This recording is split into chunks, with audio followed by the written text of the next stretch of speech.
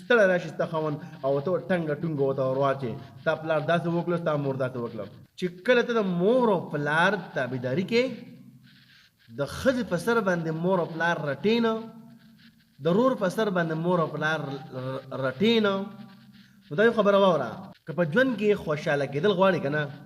چې ما ترې خوشحالي راشي که نه نو دا ویډیو وګوره او هغه نوجوانان خویندې میندې وروڼو ته ما دا درخواست دا ویډیو دومره شیر کړي چې هغه نوجوانان ته ورسي که نه چې هغه نوجوانان د مور او پلار نه خفه نو څوک غواړي چې د خپل مور او پلار خوشحاله کړم او خپله زندګي په خوشحالۍ کې راولم ټول نه مخکې خپل مور او پلار خوشحاله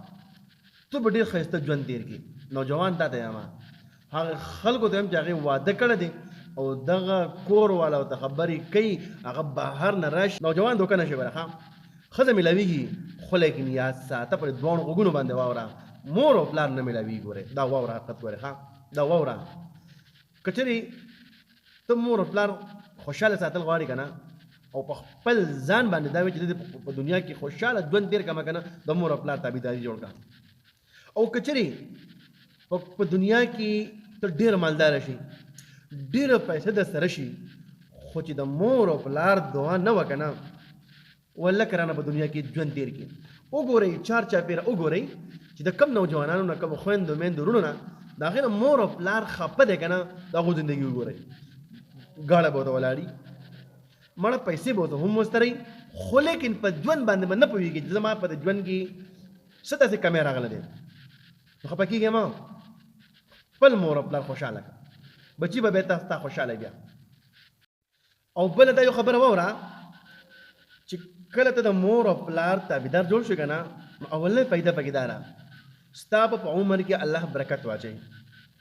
ستا به په کار روزګار کې الله برکت واچوي ستا به په تجارت کې الله برکت واچوي ټیک ده او بله فایده دا واوره که ته د خپل مور او پلار سره ښه سلوک وکړې که نه سبا داسې وخت روان دی ستا نه به هم اولاد پیدا شي